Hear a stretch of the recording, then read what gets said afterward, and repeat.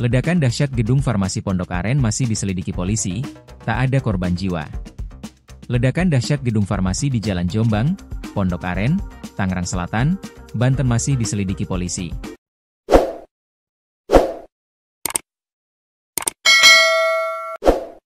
Diinformasikan, tidak ada korban jiwa dalam peristiwa ledakan yang mengejutkan publik di sekitar lokasi kejadian.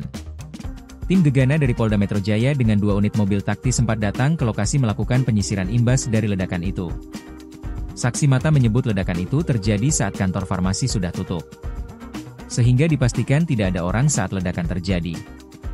Vino merupakan saksi mata peristiwa ledakan yang terjadi di gedung 4 lantai kantor farmasi Nucleus pada Rabu, 8 Oktober 2025, malam. Ketika itu, dia berada dalam gedung yang berlokasi di sebelah kantor farmasi tersebut. Tiba-tiba terdengar suara ledakan sangat keras. Atap bangunan asal ledakan rontok. Bagian depan gedung tampak berantakan. Jendela kaca pecah. Kanopi ambruk. Rak obat-obatan terpental. Bahkan menghancurkan kaca sejumlah kendaraan di sekitar gedung.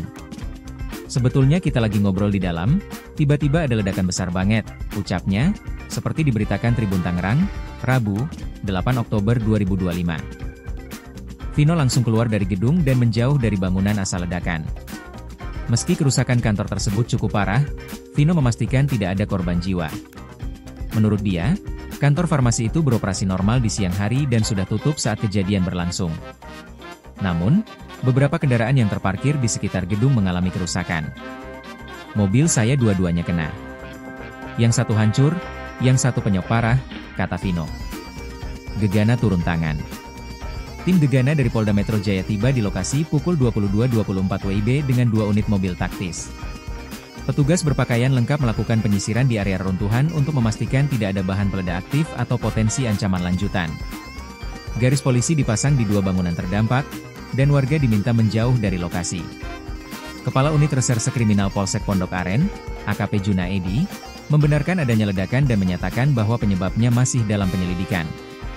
Ya benar, ini saya masih di TKP. Penyebab pastinya masih kami dalami, ujarnya, seperti dikutip Warta Kota.